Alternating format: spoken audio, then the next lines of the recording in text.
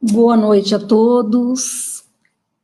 Em nome da diretoria da nossa casa, do Centro Espírita Allan Kardec, nós damos as boas-vindas a todos os nossos amigos, companheiros da doutrina espírita.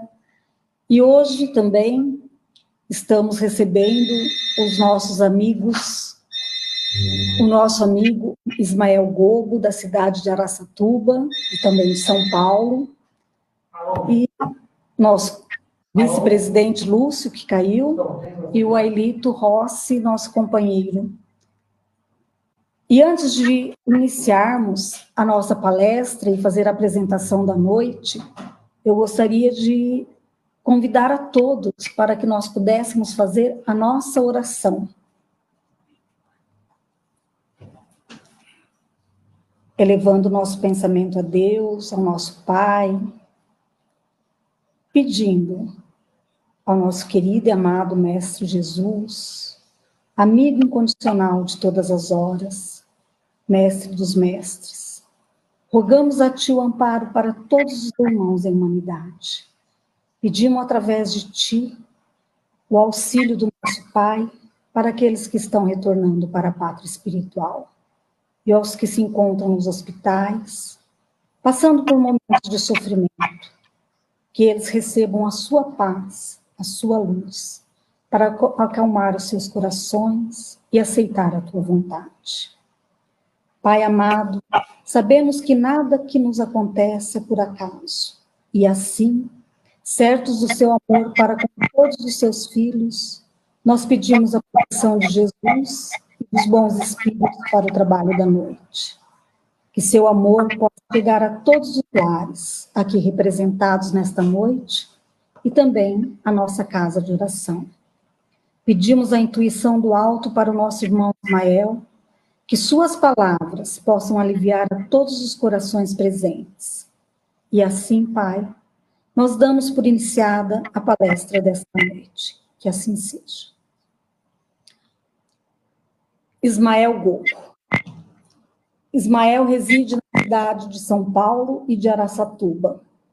Formado em administração de empresas e direito, é servidor público, aposentado na função de auditor fiscal da Receita Federal, foi presidente da Aliança Espírita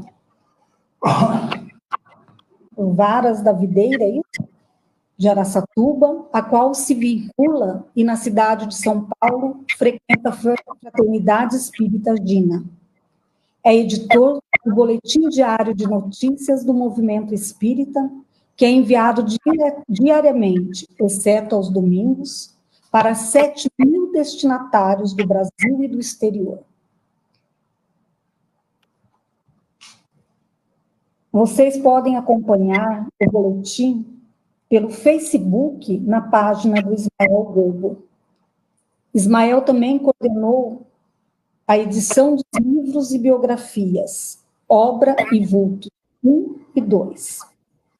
E quando solicitado, ele escreve artigos para o jornal da região de Araçatuba e obras para alguns órgãos espíritas.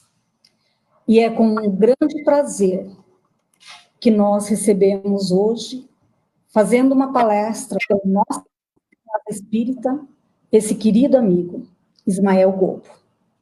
Ismael, a palavra é sua. Eu quero inicialmente endereçar meus cumprimentos sinceros e amorosos à nossa companheira Esther, ao seu companheiro Ailito, também ao nosso companheiro Lúcio, que não aparece, já voltou na tela, não é? E cumprimentar os frequentadores desta casa, do SEAC, não é? Uma casa espírita exemplar. Nós sabemos que a cidade de Cianorte, que é a capital do vestuário, né, famosa, foi fundada em 1953. E o SEAC quase que tem a idade da cidade, né, Esther? Foi fundado em 61, e segundo você me informou, desde 58 já existiam as reuniões domésticas por parte daqueles que seriam os fundadores da casa. Fundadores da casa, isso. Então, praticamente, o SEAC e o Cianorte nasceram quase juntos, né? Então, sim, nós queremos agradecer a Esther por esse convite, né, para estarmos encontro virtual, através de live, né? E na expectativa, né? Rogando a Deus que em breve possam ser retomadas as reuniões presenciais, que são muito importantes no nosso movimento espírita. Se Deus quiser, logo nós vamos voltar. Ela falou do nosso trabalho de divulgação, rapidamente eu vou dizer, né, esse boletim diário de notícias do movimento espírita, presentemente, nós estamos publicando diariamente, talvez umas 5, 6 páginas da Revista Espírita. A Revista Espírita, até hoje, ela é editada, mas os volumes que nós estamos reproduzindo são aqueles que existiam quando Kardec estava encarnado ainda. Começou em janeiro de 1858, foi até 1869, quando ele desencarnou, são 12 volumes. Então, nós temos procurado divulgar a Revista Espírita, que é um meio de se conhecer pessoalmente Allan Kardec. Nós conhecemos a obra de Kardec, maravilhosa, não é? O codificador da doutrina espírita. Se você for pesquisar em alguma enciclopédia, eles vão falar que é o pai do espiritismo. E, na realidade, não deixa de ser, né? Porque até 18 de abril de 1857, quando surgiu o Livro dos Espíritos, a doutrina espírita não existia. Existiam os princípios espíritas, todos, sempre existiram. Mas Kardec teve esse papel muito importante. Então, nós sugerimos aos queridos internautas, se possível, procurem ler essa revista aqui. Vocês vão ver o papel enorme de Kardec, né, na função de codificador da doutrina espírita, que vamos daqui a pouco falar um pouquinho da vida dele, que em tão pouco tempo conseguiu fazer tanta coisa. A Revista Espírita, ao lado das obras básicas, merece ser estudada. Ela é importantíssima. Quem não conhece a Revista Espírita não tem um conhecimento da vida pessoal de Allan Kardec. Se você quiser saber como era Allan Kardec, leia a Revista Espírita. Nós estamos, presentemente, no 10º volume dela. Então, faltam apenas 2, depois desse, para nós encerrarmos esses 12 volumes. E também nós divulgamos diariamente, né, as mensagens publicadas pela Federação Espírita do Paraná no Momento Espírita. São artigos maravilhosos, a gente procura ilustrar dentro daquilo que é possível, e é muito bem aceito pela comunidade espírita e não espírita, através dos comentários que nós recebemos. Então, nós queremos, neste momento, também endereçar o nosso abraço carinhoso, fraterno, a Malena, todos os demais membros da diretoria da Fé Paraná, assim como os diretores de departamentos locais em Curitiba e também no interior do Paraná, o nosso abraço. E também nós publicamos no nosso boletim, presentemente, mensagens psicografadas por Chico Xavier. E é o Tonhão, nosso amigo lá de Belo Horizonte, que faz a pesquisa, um grande divulgador, não é? E ele procura me atender os pedidos para que a gente possa publicar. Então, nós publicamos essas mensagens diariamente, psicografadas por Francisco Cândido Xavier, por uma série de espíritos de escola, né, que ditam as mensagens através dele. Nós divulgamos os eventos, né, tanto que ocorrem no Brasil como no exterior, e, enfim, é o trabalhinho que nós conseguimos ir fazendo através desse nosso boletim. A partir de setembro do ano passado, nós até comunicamos isso, nós resolvemos selecionar mensagem que destacasse assim mais de perto as figuras de Jesus, de Kardec, e já preparando para o Natal.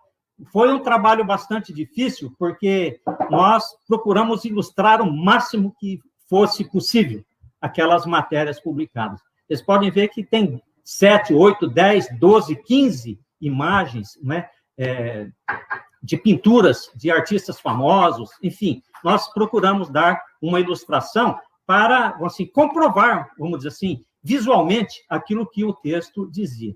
Então, quando a Esther nos convidou para fazer essa live, essa palestra, né, que vai ser muito simples, né, nós estávamos ainda sob o ímpeto, o influxo do Natal, de Jesus, então foi por isso que nós sugerimos esse tema aí, que ela divulgou, Jesus e sua trajetória exemplar da manjedoura ao Calvário. Nós, espíritas, sabemos, né, que todas as seitas espiritualistas trabalham no sentido de espiritualizar os seus adeptos. E nós temos que respeitar isso, né? Nossa doutrina espírita, ela busca espiritualizar aqueles que batem as suas portas, assim como as outras seitas religiosas também o fazem. Então, a maior parte delas, né, quase todas elas, trabalham nesse sentido de espiritualização, falando da imortalidade da alma, quase todas falam da imortalidade da alma, e dizem que cada um colherá, né, segundo aquilo que plantou no mundo espiritual. Então, as crenças espiritualistas, nesse ponto, batem com a nossa doutrina espírita e também procuram incentivar o exercício da caridade, né, que o Cristo nos ensinou, nos pede, que o Espiritismo divulga, né? O meio espírita é esplendoroso em termos de prática de caridade. Enfim, por isso que nós, espíritas, devemos considerar e respeitar todas as demais seitas espiritualistas. Então, o próprio Kardec chamou a atenção sobre isso. Esses dias atrás, nós publicamos um trecho da Revista Espírita, em que ele falava sobre aqueles críticos do espiritismo, críticas agressivas, maldosas, mas ele falou assim, são pessoas que não conhecem o espiritismo, mas por trás acabam falando coisas, divulgando coisas que têm a ver com a doutrina espírita, ou seja, eles são divulgadores das ideias espíritas, sem nunca ter lido ou nem se aprofundado no conhecimento da doutrina. Por isso que não adianta nós ficarmos atirando pedras, né? Porque até aqueles que não concordam com a doutrina espírita, muitas vezes acabam divulgando a própria doutrina no seu dia a dia. E quantos que nós conhecemos na nossa própria família, né, que são adeptos de outras seitas religiosas e que acabam buscando a doutrina espírita em momentos de necessidade. Isso aí é uma coisa muito comum, buscarem o centro espírita, buscarem tomar um passe, etc, etc e tal. Então, a doutrina espírita segue esse rumo, mas ela tem coisas que as outras não aceitam, né, ou não entendem. Por exemplo, a pluralidade das existências, né, nem todas aceitam o princípio da reencarnação.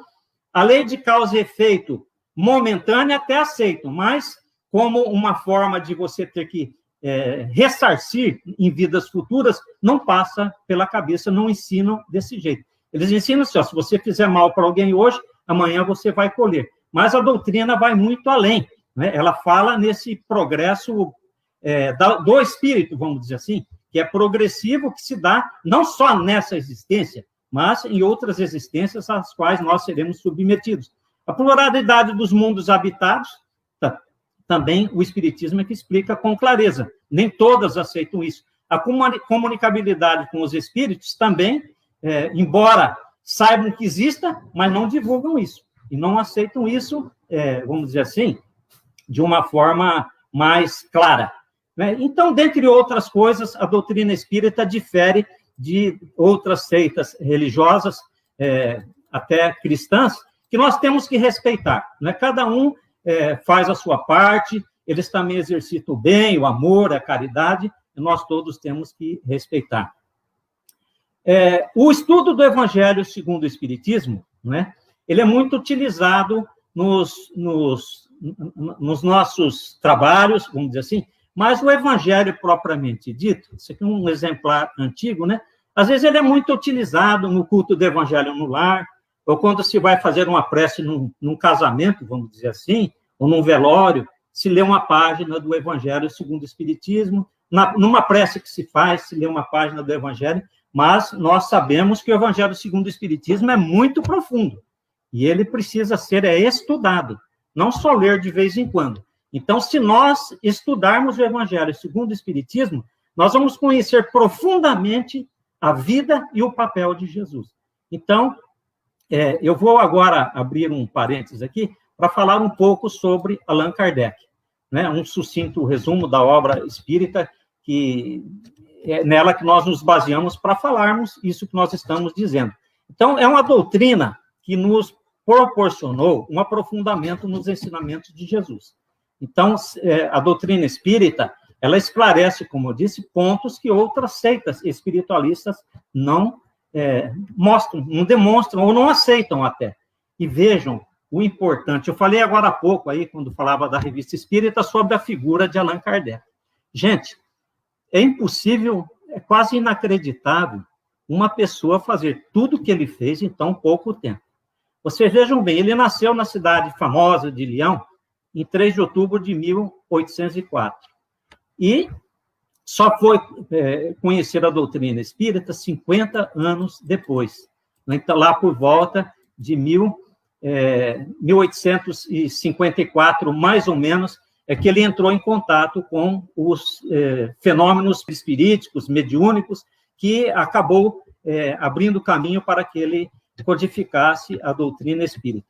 Mas ele era católico, né, de família católica, estudou com Pestalozzi dos 11 anos em diante, lá pelos 18 já estava em Paris, não é? E lá por volta de 1854, quando já aconteciam os fenômenos mediúnicos, os fenômenos de efeitos físicos principalmente, ele foi convidado, porque muitas pessoas participavam disso e não entendiam.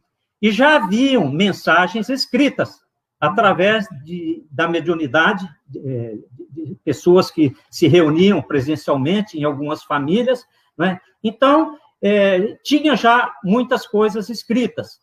Num primeiro momento, ele não aceitou, né? Quando ele foi convidado, ele achou estranho, tal, vamos dizer assim, não tomou frente para desvendar aquilo que ocorria. Mas isso chamou a atenção dele, né? Embora ele não tivesse aceito em princípio, mas ele começou a pensar. E muitos amigos já tinham recebido essas mensagens espirituais, não é? E passaram para ele, acho que 50 cadernos de mensagens. Mas eram mensagens que não tinham, assim, um índice.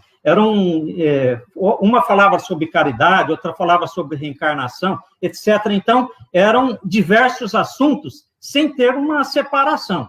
E as pessoas que liam aquilo não conseguiam colocar uma ordem naquilo, não conseguiam não conseguiam analisar de uma forma mais aprofundada. Então, eles passaram para ele esses cadernos aí. E aí ele começou também a participar de algumas reuniões, não é?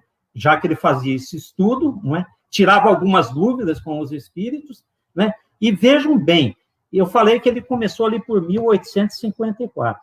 Agora, passa pela cabeça da gente que uma obra tão profunda como o Livro dos Espíritos, já no ano de 1857 seria lançado, com 500 e tantas perguntas e respostas, não é? Então, um trabalho gigantesco. Ele teve que organizar aquilo que os espíritos haviam ditado através de mediunidades, ele teve que botar uma ordem. Quando ele começou a ler, ele sentiu que por ali havia um princípio doutrinário, uma doutrina, e aí ele se aprofundou nesse estudo, não é? E em 1857, praticamente 3 anos depois, não é, dele conhecer mais de perto esses fenômenos, essas mensagens, surgiu o livro básico da nossa doutrina espírita. E talvez ele pensasse que iria ficar por aí, né, no Livro dos Espíritos, e já prosseguiu o trabalho. E como prosseguiu? Em 1864, não é? Em 1861 surgiu o Livro dos Médiuns, que é um livro importantíssimo. Nós sabemos que os fenômenos mediúnicos sempre existiram, mas a organização, né, dele, né, uma forma mais científica de analisar, surgiu com o Livro dos Médiuns, em janeiro de 1861. Depois surgiu o Evangelho segundo o Espiritismo, que é esse que nós estamos nos baseando para fazer essa modesta palestra. Depois surgiu o Céu e o Inferno, em 1865, e a Gênese, em 1868. São livros importantes, não é, que nos permitem, não é, conhecer muito de perto a vida, a obra de Jesus, né, a vida e a própria obra do nosso codificador, Allan Kardec. Então, com esse conhecimento que nós adquirimos nas obras espíritas e no Evangelho, nós temos condição de conhecer a vida de Jesus com muita profundidade. Se alguém quiser conhecer realmente o papel de Jesus, né, a obra dele, leia o Evangelho segundo o Espiritismo. Porque ele não é uma cópia integral, vamos dizer assim, dos 4 evangelhos, das epístolas, mas Allan Kardec selecionou os títulos principais, mais importantes, para que nós pudéssemos, vamos dizer assim, entender mais de perto, né, o nosso papel na condição de espíritos encarnados, né, o que nós temos que fazer, a maneira que nós temos que agir para alcançarmos o nosso progresso espiritual, que é o que as doutrinas espíritas falam para as pessoas, mas a doutrina espírita fala com toda essa profundidade que nós encontramos nas suas obras. A doutrina espírita, ela é reencarnacionista e assinala que o progresso espiritual se dá através de várias existências. Jesus falou sobre isso, só lá para Nicodemos, só que ele não conseguiu entender o que Jesus quis dizer. Ele falou, como é que alguém com 70, 80, 90, 100 anos de idade vai voltar no ventre da mãe? Jesus falou, se você não entende nem quando eu falo das coisas da terra, quanto mais as do céu. Então, no momento, não havia, assim, aquela possibilidade de um perfeito entendimento, né, daquilo que Jesus falou. Jesus falou, ninguém pode ver o reino do céu se não nascer de novo. Né? Talvez eu vou voltar a falar isso aí. Então, no Espiritismo, nós aprendemos que o progresso nosso espiritual, ele é sucessivo, né, ele não para, e nós temos que reencarnar quantas e tantas vezes forem necessárias, nas mais variadas situações, na pobreza, na riqueza, enfim, em situações com doença, já nascer doente ou ficar doente. Então, isso aí tudo faz parte desse nosso processo evolutivo que se dá através dessas existências. Pontos importantes que antecederam a trajetória pessoal de Jesus na Terra. Nós estamos falando isso aqui porque Jesus, ele não, a vida dele, se nós formos falar só da manjedoura, né, como a gente sabe, até a crucificação no Calvário, sem falar um pouco dos antecedentes, nós não conseguimos entender. Vejam, Allan Kardec é tão profundo, né, no Evangelho segundo o Espiritismo.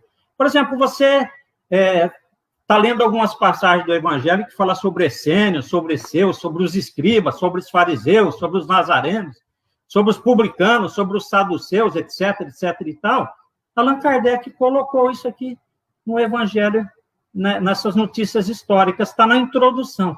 Então, quando a gente estuda lá na frente uma parábola, a gente já sabe o que é, por exemplo, um samaritano, um saduceu, enfim, ele se preocupou em facilitar o nosso estudo.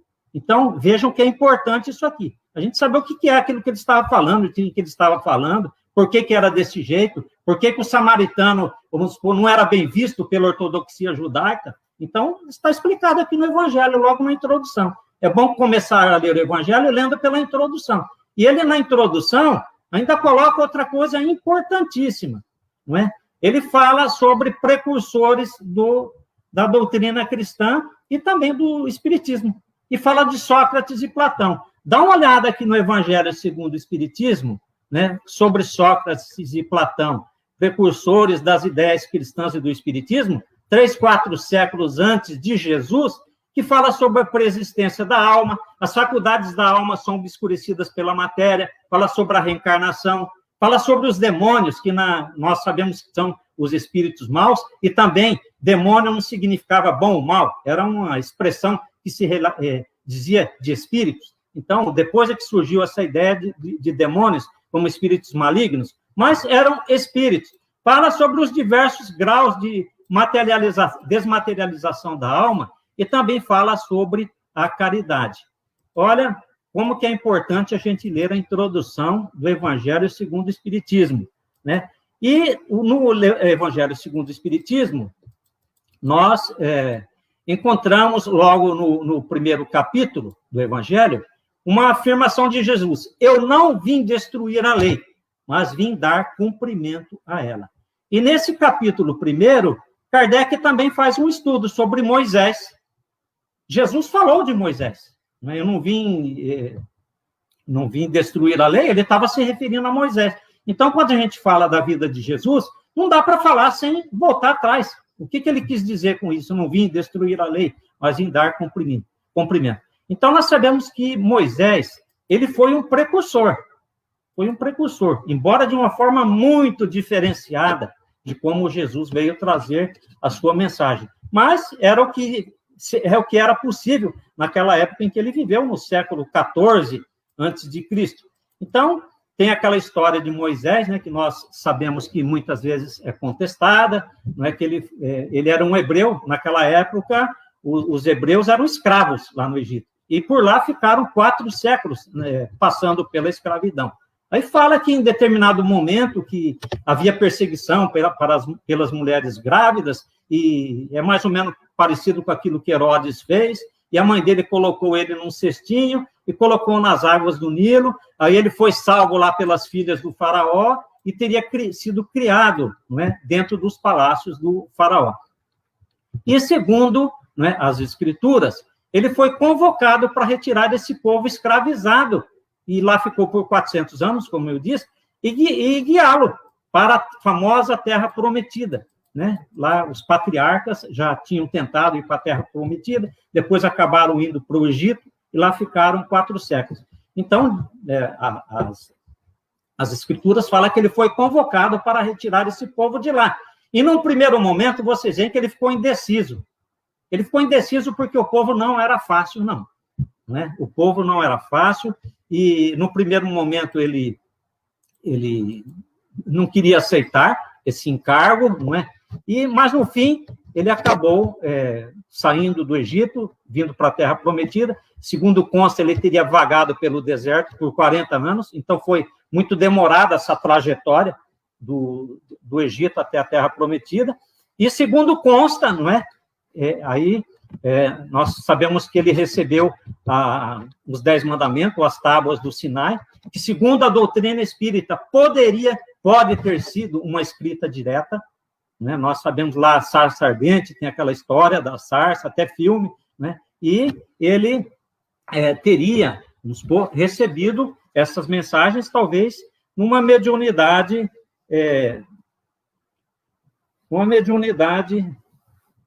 uma escrita direta. E vejam que no capítulo, em Êxodo, né? No Êxodo, no capítulo 20, por exemplo, nós encontramos lá os 10 mandamentos. Eu estou lendo aqui, ó, eu estou com a Bíblia na mão. Então falou Deus todas essas palavras: eu sou o Senhor teu Deus que te tirei da terra do Egito, da casa da servidão. Não terás outros deuses diante de ti. Não farás para ti imagem de escultura, nem semelhança alguma de que há em cima nos céus, nem embaixo na terra, etc. Não as adorarás. E faço misericórdia até 1000 gerações. Não tomarás o nome do Senhor teu Deus em vão. Lembra-te de que não tomarás o Senhor teu Deus. Lembra-te que no dia de sábado para o santificar. Então, e falou: não matarás, não adulterarás, não furtarás, não dirás falso testemunho, etc, etc, etc e tal. Aí, vocês veem, logo, umas 3 páginas, uma página depois disso que eu li, vem as leis acerca da violência. Então, ele era um legislador também. Ele era um legislador. Quem ferir o outro de modo que este morra, também será morto. Porém, se não lhe armou ciladas, mas Deus lhe permitiu caísse em suas mãos, então te designarei um lugar. Se alguém vier maliciosamente contra o próximo, matando-a, a traição, tirá-lo-ás até mesmo do meu altar para que morra. Quem ferir a seu pai ou a sua mãe, será morto. O que raptar alguém e o vender ou for achado na sua mão, será morto. Gente, uma página depois dos 10 mandamentos, isso aqui. Então, as tábuas da lei é uma coisa, agora a lei disciplinar ou civil de Moisés é bem outra coisa. Era o verdadeiro código de Hammurabi, né? Essa lei disciplinar dele, o Hammurabi do século XVIII, que implantou a lei de Talião, a lei do olho por olho, dente por dente. Então, quando Jesus falou: eu não vim destruir a lei, gente, os 10 mandamentos é a lei. Agora, dali para frente, foi a lei disciplinar ou civil de Moisés. O povo era difícil, eu falei que ele até pensou 2 vezes antes de aceitar esse encargo de tirar o povo do Egito para a Terra Prometida, né? Vocês veem que na primeira dificuldade que passou nessa trajetória, já fizeram o bezerro de ouro, enfim, ele passou uma dificuldade muito grande para trazer esse povo do chamado Egito para a terra prometida. Depois de Moisés, nós tivemos os profetas. O que os profetas fizeram? Eles seguiram essa mesma lei de Italião. Eles seguiram pregando a lei disciplinar de Moisés. Isso aí prevaleceu. Vocês veem que o próprio Santo Estevão acabou sendo morto baseado nessa legislação aí. Né? A mulher adulta, que nós até vamos falar alguma coisa, também era. Né? Se alguém for pego em adultério, tem que ser morto. Era o homem, era a mulher, era morto mesmo. Então, nós tivemos os profetas que seguiram essa legislação disciplinar do civil, porque o Moisés, naquela época, ele era legislador, administrador, né? Ele representava o executivo, o legislativo e o judiciário da época. Ele mandava em tudo. Então, ele teve essa lei aí que foi bastante dura e contraditória contra os 10 mandamentos recebidos no Sinai. Mas aí vem, né, esses profetas, mesmo seguindo essas leis, eram médiuns, né, recebiam mensagens, revelações, e Miqueias, por exemplo, foi um profeta que recebeu essa informação. E tu, Belém Efrata, pequena demais para figurar com um grupo de milhares de Judá, de ti me sairá o que há de reinar em Israel, e cujas origens são desde os tempos antigos, desde os dias da eternidade. Isso é Miqueias. E nós também tivemos outros profetas que previram, né, a vinda de Jesus, como o caso de Isaías, pode ser visto aí na Bíblia, no próprio Evangelho segundo o Espiritismo. Nós encontramos citações, Zacarias, e tivemos o João Batista. Foi o último dos profetas. Foi um parente de Jesus, um primo de Jesus, né, filho de Zacarias e Isabel, né, que era prima de Maria. Na realidade, foi o último dos profetas. E ele começou a pregar, né, aquilo que Jesus veio pregar, a lei moral.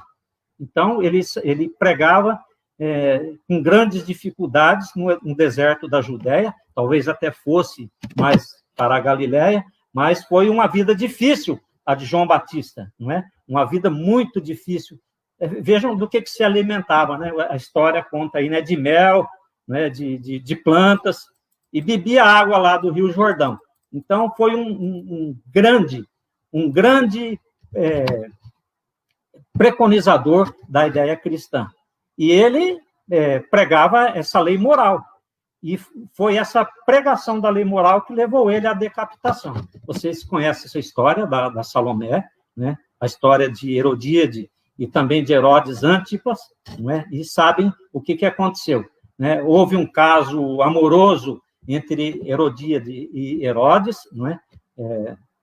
E, no fim, num baile lá que teve, eles pediram a cabeça de João Batista, que se encontrava preso. Como João Batista censurou, né, o modus vivendi de Herodes e de Herodíade, né, ele foi mal visto e acabou sendo preso. E numa festa lá, como consta na história, não é, ele resolveu, achou tão bonita a dança da Salomé, que falou assim, olha, pede o que você quiser, que eu vou te dar. E, por iniciativa da mãe dela, né, acabaram pedindo a cabeça de João Batista. Então, João foi um grande missionário, não é? Um parente de Jesus. O próprio Cristo falou, né, que daqueles que nasceram de mulher, ninguém foi superior a ele.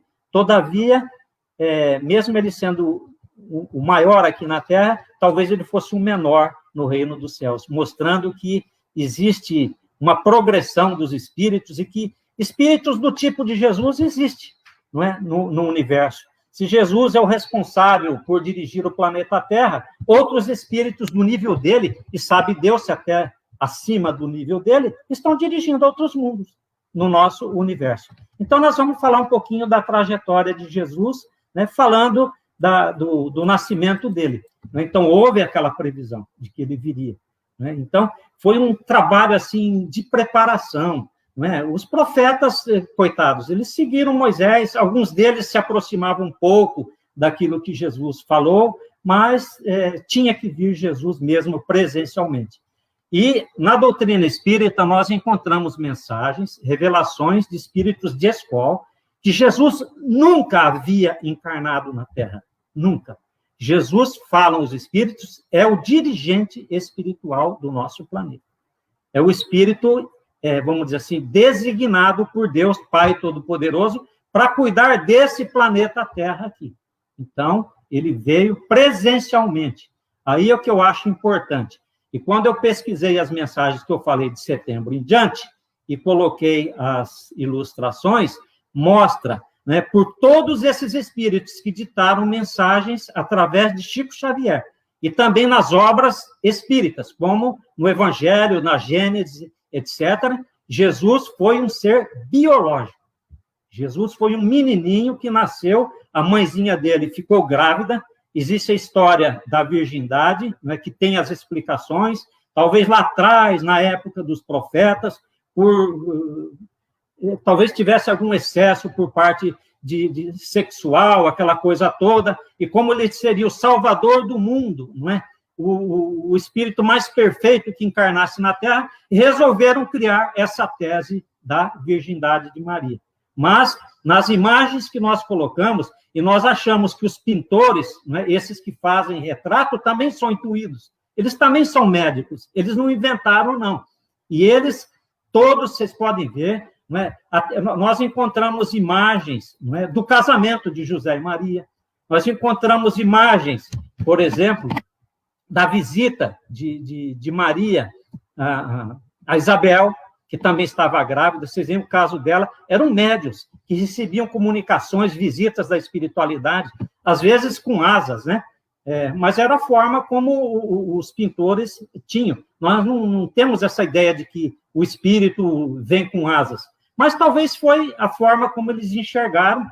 Muitas pessoas têm visões diferenciadas, talvez eles tivessem essa, mas foi uma forma de retratar um espírito superior que pudesse ir daqui para lá sem nenhum estorvo, vamos dizer assim. Então, no Espiritismo, nós não temos absolutamente nada que contradiz o nascimento biológico de Jesus.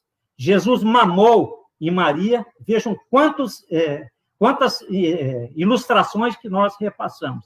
E Kardec, nas suas obras, nas mensagens, em todas aquelas que a gente divulgou, eu falei que desde setembro até dezembro, dia 25, nós repassamos, não existe uma única mensagem que contraria essa tese. Vocês podem ler Humberto de Campos, Emmanuel, André Luiz, poesias, etc., etc. e tal. Ele nasceu como qualquer um de nós fisicamente. Ele era um espírito superior, né, que teve um corpo de carne igual ao nosso.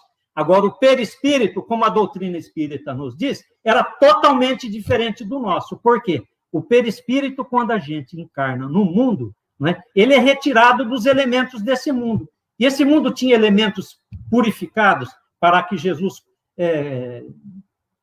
tivesse o seu perispírito à altura do seu progresso espiritual. Ele retirou o máximo, o mais perfeito possível, né, desses elementos constitutivos no nosso universo e formou o seu perispírito. Ele tinha um perispírito igual a nós, só que nenhum de nós tem o perispírito igual ao de Jesus. É um perispírito quintessenciado, elevadíssimo. Então, ele deu esse exemplo para nós, nascendo em uma manjedoura. Né? Foi o primeiro exemplo que ele deu para nós, o de pobreza. Né? Por que Jesus veio lá na manjedoura? Vocês conhecem essa história. Saíram lá de Nazaré até Belém para um recenseamento. Não tinha onde ficar em Belém. São 145 quilômetros de distância a cavalo ou a pé da cidade de Nazaré até Belém. Foi sacrificial essa vida. Então, foi um exemplo muito grande para nós. E sempre foi pobre. Ele quis mostrar o seguinte, é possível nós vencermos a nossa existência mesmo na pobreza. Ele falou assim, eu não tenho aonde repousar a minha cabeça. Ele não tinha propriedade nenhuma. Eu não sei, o pai dele tinha carpintaria lá em Nazaré, mas era gente pobre. Né? Então, Jesus saiu fazendo as suas pregações, né, por toda Israel e nas adjacências de Israel, né? E o que ele fazia? Ele viveu no deserto, né, pregou lá no deserto, era amigo de João, enquanto João estava vivo, não é? Tinha os seus amigos depois que começou a pregar, mas levava uma vida simples, não é? Embora tivesse amigos de alto nível, por exemplo. Vocês veem, José de Arimateia, Nicodemos, eram pessoas de destaque. E Jesus tinha essa miséria também. Então, Jesus, um espírito puro, encarnou de forma missionária e até sacrificial. Foi muito sacrifício. Não é fácil um espírito da altíssima elevação dele, né, o mais puro que passou pela Terra, vir encarnar no mundo como o nosso, né, tendo um corpo físico e passando pelas necessidades materiais que ele passou. Ele não tinha. Então, José e Maria eram pessoas modestas, né, e Jesus veio dar esse exemplo presencial. Então, como governante, dirigia no espaço, mas na terra viveu o dia a dia com os homens. Então, Jesus viveu como aqueles. E o tempo vai passando. A trajetória de Nazaré a Belém, né, como nós já dissemos, foi prevista pelo profeta Miqueias e também outros, como Isaías, Jeremias, Ezequiel. E foi lá para fazer esse recenseamento, né, sofrido, e acabou indo para uma manjedoura. Segundo alguns espíritas, até, vamos dizer assim, foram engraçadinhos com Maria, que era muito linda, né? Então, foi um momento difícil também esse aí. Então, a juventude e a infância de Jesus foi passada em Nazaré, uma cidade da Galileia, né? E, segundo os próprios espíritos falam, ele trabalhou na carpintaria junto com o pai dele. Não tem muitas informações, mas nós temos algumas ilustrações que mostram ele trabalhando na carpintaria, carregando tábuas, né? Então, será que os pintores não têm, vamos dizer assim, contato com a espiritualidade que ditam, dão intuição para que eles fazem? Então, Jesus, ele veio para nós, para presencialmente, né, mostrar que a pobreza não impede que nós consigamos o nosso adiantamento. E alguns pontos que ele falou: meu reino não é desse mundo. Então, ele quis dizer o seguinte, que ele já pertencia a outra, vamos dizer assim, a outros mundos, a outra graduação de mundos mais elevados, e ele veio até aqui para nos ajudar. Então, é uma comprovação daquilo que nós falamos inicialmente, não é? Ele é um espírito que recebeu uma missão. E João Batista fez o batismo dele, era uma coisa tradicional na época. Aí vem sobre a tentação de... não vai dar para nós nos aprofundarmos muito, mas eu estou falando alguns exemplos dele, né? A tentação de Jesus teria ocorrido, né, antes dele começar a sua pregação? Isso aí, nós sabemos que é impossível que um espírito, vamos supor, imperfeito, né, atrasado, conseguisse arrastar Jesus. Vamos lá no monte tal, ou no deserto tal, ou no pico do templo, e prometer um monte de coisa para ele, né, a troco de coisas que não interessavam para ele. Olha só, se você é tão poderoso assim, transforma essa pedra em pão. Nem só de pão vive o homem. Agora, prometer coisas para um ser espiritual de altíssima elevação como Jesus, eu te prometo um palácio, eu te prometo isso, eu te prometo aquilo. É impossível isso aí. Mas isso aí é importante que esteja nas Escrituras. E Jesus deve até, vamos supor, apoiar isso aí. Isso mostra que nós precisamos tomar cuidado, você entendeu? Porque estamos sujeitos a esse tipo de perturbações espirituais por parte de espíritos imperfeitos. Ele não conseguiu. Talvez até Jesus tenha dito que tentou. Esse espírito imperfeito tentou e acabaram escrevendo isso. Mas isso aí é perfeitamente possível, independente do estado evolutivo da gente aqui. As tentativas de perturbação, elas envolvem espíritos atrasados e até mais ou menos adiantados. Essas entidades formam grupos na espiritualidade. Será que os fariseus que estavam do outro lado lá estavam contentes com aquilo que Jesus fazia? Se aqui na Terra eles perseguiam ele, então, lá no mundo espiritual também existiam esses espíritos que tentavam, não é, vamos dizer assim, atiçar, né, os próprios seguidores de Jesus, e essa lição ficou importante porque todos nós estamos sujeitos a ela. Nós sabemos que existem perturbações que remédio nenhum cura. Não adianta você ir na Santa Casa, os médicos também não têm. É por isso que no Espiritismo se fala que nós temos que conciliar, não é, o tratamento médico com o tratamento espiritual. Então, esse orar e vigiar de Jesus é muito importante. E todos nós estamos sujeitos a esses casos de obsessão e até de possessão. E Jesus fez várias curas, não é, desse tipo de atividade, não é, desse tipo de agressão desses espíritos inferiores. Jesus transformou a água em vinho, não é? É uma história linda essa daqui, mas o tempo é curto para nós falarmos. Mas isso demonstra que ele valorizou o casamento. E ele tinha uma participação na vida social, e junto com a mãe dele foi nessas bodas de Caná. E segundo consta lá, depois que acabou o vinho, não é? Jesus pediu as jarras e teria transformado a água, mandou encher várias jarras e colocou o vinho, e ela teria se transformado no melhor vinho, segundo o mordomo que dirigia aquela festa. E o que acontece? Nós, na condição de espírita, sabemos que é possível, né, que, através da mediunidade, através de ação magnética, né, que fosse possível que a água tivesse, vamos supor, um gosto diferente. Mas os espíritos dizem que pode não ter acontecido nada disso. Apenas Jesus teve uma participação, deve ter feito um discurso bonito, né, e o próprio mordomo falou, olha, o vinho melhor veio agora. Mas nós pode ter certeza que essa história pegou lá em Caná da Galileia. Nós mesmo pudemos ver isso numa viagem, né? As lojas lá de Caná usam como marketing essa transformação da água e do vinho. As lojas de vinho são enormes e cheias de vinho. E aquelas lojas que vendem louças, aqueles jarrinhos de barro, enfim, todas elas têm como foco essa transformação da água em vinho. Então, foi uma tese que pegou por lá, mas que nós sabemos que pode não ter acontecido nada disso. Outros episódios importantes da vida de Jesus, né? A pesca maravilhosa, o que a doutrina espírita nos ensina. Isso é perfeitamente possível através da dupla vista. Quantos médiuns tem de dupla vista que conseguem enxergar? Com a vista espiritual, Jesus enxergou.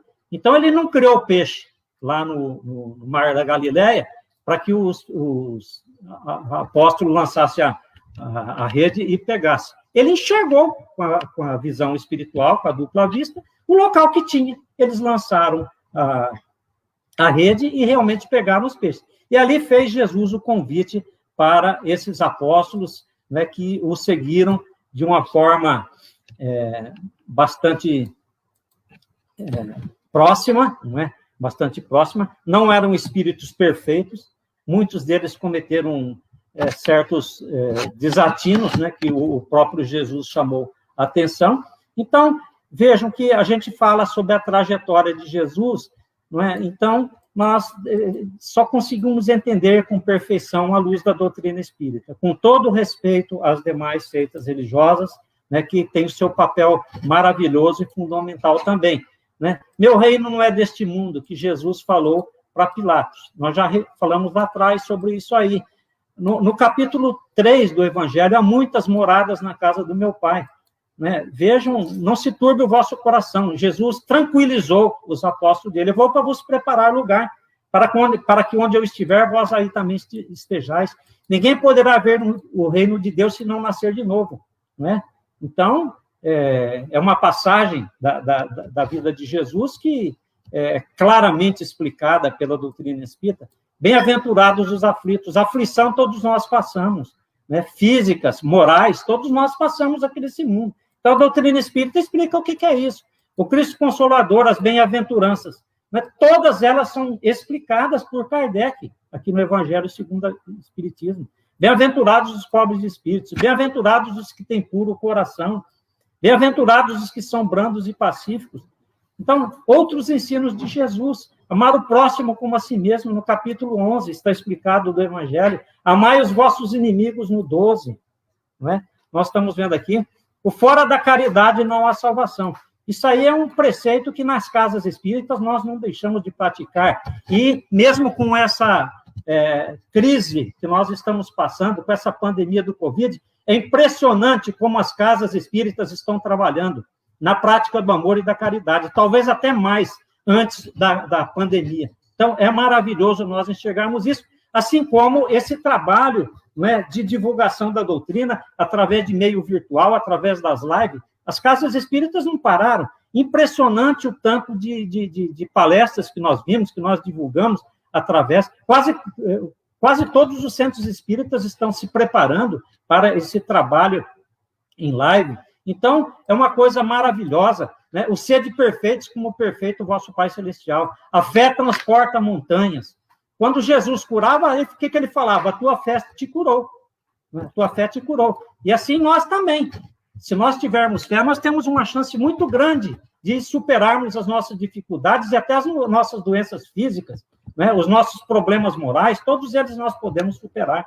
E as narrativas, né, das parábolas maravilhosas, parábola do bom samaritano, coisa esplêndida, a parábola do bom samaritano. Como eu disse lá que nas notícias históricas, na introdução do Evangelho, o samaritano era um povo mal visto, né? A ortodoxia judaica detestava os samaritanos, né? E Jesus esteve lá com a samaritana, no poço de Jacó, né? E nesse caso do samaritano, falou, ó, passou lá os sacerdotes, né? E não fizeram nada, deixaram o ferido caído, aí veio o samaritano e deu assistência para ele, né? E parábolas maravilhosas, o credor incompassível, o filho pródigo. Olha, se nós analisarmos os evangelhos, nós vamos encontrar mais ou menos 40 parábolas de Jesus. E a doutrina espírita, com o conhecimento que nos oferece, nos permite ter uma forma muito lógica e até fácil de entender.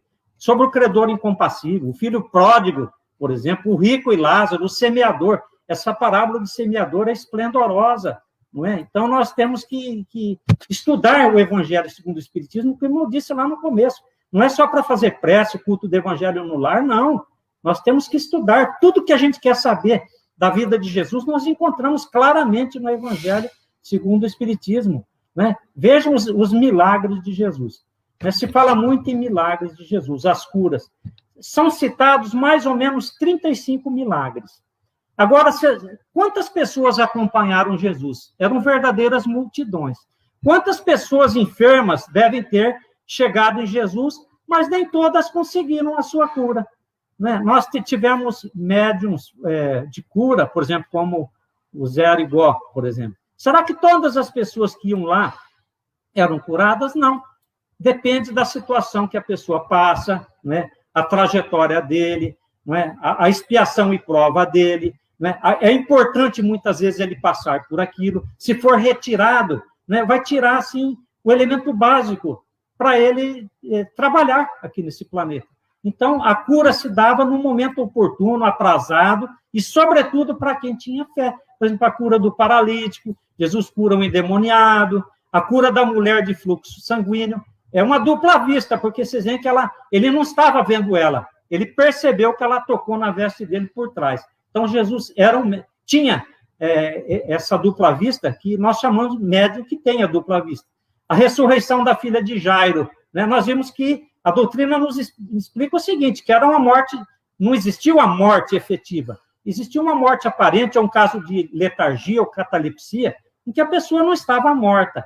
Lá, naquela época, parece que eles enterravam muito rapidamente, né, as pessoas que faleciam. E, nesse caso, pode muito bem ter sido sepultadas muitas pessoas que estavam nesse estado de morte aparente, letargia, catalepsia, e Jesus percebeu isso. A primeira multiplicação dos pães ocorreu? Será que não foi mais ou menos como na transformação da água em vinho? Jesus falou tão lindo, as suas mensagens que a pessoa até esqueceram que estavam com fome, mas existe essa parábola. A ressurreição de Lázaro, que é igual ao que nós falamos, né? E aqui tem um caso que fala que Jesus chorou. Então, ele tinha um sentimento muito grande, muito profundo, não é? Então, Jesus, as lágrimas vertiam dele também, como vertem de qualquer outra pessoa. Então, ele também diz que ele teria chorado, não é? A restauração da orelha de Malco também foi uma cura, né? Jesus demonstrou aí, ele chamou a atenção daqueles que deceparam a orelha de Malco. Porque não se deve fazer isso, não se deve pagar o mal com o mal. Enfim, a vida de Jesus, depois nós tivemos a sua crucificação. Vocês veem o que ele passou, não é? É um caso para ser estudado também no Evangelho, não é? A traição que ele passou, não é? Ele foi traído, ele foi negado, ele foi abandonado. Tanto que lá no Calvário não tinha ninguém, a não ser a mãe dele, Maria Madalena, João, o resto, todo mundo desapareceu. Mas só foram aparecer depois que ele já tinha, vamos supor, falecido, não é? E tinha encerrado aquele processo. Né? E depois da ressurreição, ele mostrou a imortalidade da alma aí. E esses fenômenos mediúnicos de aparição, de materialização, ele deu explicação. Ele apareceu na estrada de Emaús, dos apóstolos. Ele participou de um jantar, ele esteve presente no jantar em Emaús. Aparece a Pedro em Roma, que estava fugindo da sua responsabilidade de pregação lá. Jesus apareceu para ele. Né? Quo vadis, Domine? Ele falou lá na Via Ápia em Roma. A vida e a obra de Jesus é ampla, como nós vimos. Reiteramos, então, que se estude a vida e a obra de Jesus, sobretudo através do Evangelho segundo o Espiritismo. Aqui dá para se entender realmente o que Jesus veio fazer e através das mensagens diversas que a espiritualidade nos dá. Então, Jesus nos concitou, né, a oração. Né? Ele nos ensinou o Pai Nosso, a oração mais linda, mais sintética e mais linda que nós conhecemos, que é o Pai Nosso. Nós vivemos um momento difícil nesse mundo aqui, né? Mas é um momento difícil que a humanidade já passou. Nós temos essa pandemia do Covid, mas nós já tivemos pandemias terríveis, como a peste bubônica, por exemplo, que assolou a Europa, né? E no século XIV, matando de 75 milhões e 200 milhões de pessoas, e reduziu a população mundial de 450 milhões para 350 milhões de pessoas. A varíola, uma doença que atormentou a humanidade por mais de 3 mil anos. Né? Então, essa doença foi terrível, e felizmente a varíola foi erradicada do planeta em 1980, após campanha de vacinação em massa. A cólera, não é? Por exemplo, sua primeira epidemia global ocorreu em 1817, matou centenas de milhares de pessoas. Né? Então, foi uma epidemia muito grande. A gripe espanhola, acredita-se que entre 40 milhões e 50 milhões de pessoas tenham morrido na pandemia da gripe espanhola entre 1918 e 1919. Foi uma coisa terrível. E leiam, por exemplo, a biografia de Eurípides Barçanufo, o grande espírita brasileiro, mundial, e lá de Sacramento, que faleceu vítima dessa pandemia, atendendo as pessoas necessitadas, as pessoas enfermas.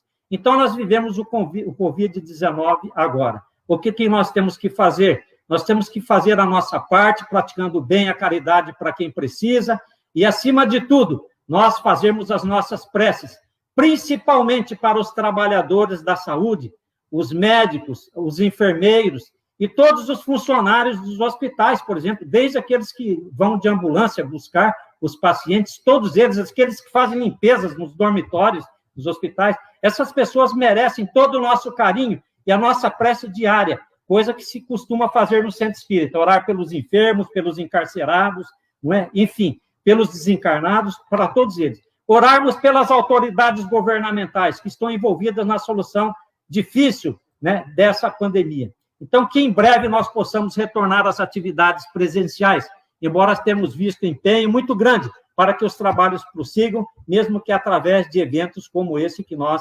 realizamos. Que a paz de Deus, de Jesus, dos bondosos amigos espirituais se façam presentes em nossas vidas, em nossos corações, que assim seja.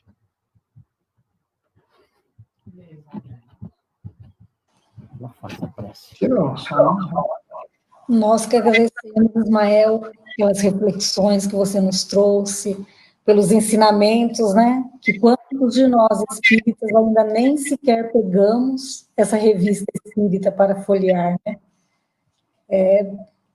Vários que a gente conversa fala, eu ainda não li a revista espírita. É importante, tão importante como as obras básicas. Isso. E quantos ensinamentos Kardec nos traz destas obras? Muitos. Nós te agradecemos Esperamos contar com você mais vezes e, quem sabe, presencial ainda na nossa casa. Se Deus quiser. Ismael, eu agradeço a presença, muito obrigado pelo que falou. E nós aqui da Federação do Paraná estamos fazendo um trabalho com Sandra Della Pola, em que ela nos joga trabalhos de leitura da Revista Espírita. Existem alguns trabalhos que, olha, é impressionante quando nós começamos a ler a Revista Espírita, que traz o trabalho e como que Kardec trabalhava para poder colocar todo o espiritismo dentro da Revista Espírita, naquele trabalho, nas viagens que ele fazia pela França, e aquilo nos traz um grande conhecimento na Revista Espírita. E a Sandra Della Pola, no trabalho no Seminário dos Trabalhadores, ela faz com que nós leiamos todos esses artigos que vieram na Revista Espírita. E nós tivemos também com o Mundinho aqui de Paranavaí, também ele colocou alguns detalhes sobre a Revista Espírita que faz com que... Muito obrigado pelo esclarecimento e que possamos encontrar mais vezes. E que seja o Ismael nosso ajudante sempre, como é o do Brasil. Eu que agradeço. Tanto carinho, tanto apoio que vocês dão para a gente. Esther, muito obrigado. Obrigada a você. Agora eu vou convidar o Lúcio para fazer a nossa prece final.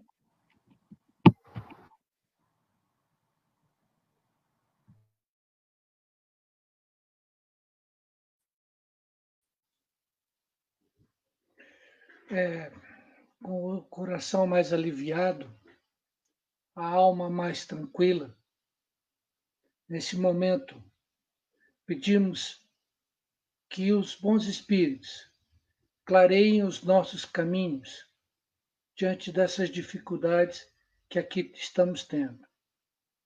Que eles clareiem os nossos olhos ao lermos a palavra de Jesus, que nos acalenta, nos motiva e faz com que possamos sempre transpor os problemas. Também agradecemos, Pai, esta oportunidade que o Senhor nos dá de entendermos melhor a sua palavra, a palavra do seu Filho, Jesus. E que os profissionais que estão nessa luta, que ele seja a todo momento agraciado com a força maior, para que possa, assim, incentivados a continuar a luta que está acontecendo. Pedimos bastante também para que toda a casa de oração seja fortalecida, para que toda a casa de oração seja um porto seguro, iluminado, concreto, para todo aquele que deseja a paz, a tranquilidade e a força maior. Que nós façamos a nossa parte e que cada um irá fazer a sua parte neste momento difícil. Que a paz de Deus esteja com todos nós aqui reunidos. Boa noite e muito obrigado a todos os internautas que ajudaram. Obrigada. Até a próxima. Fiquem com Deus. Amém.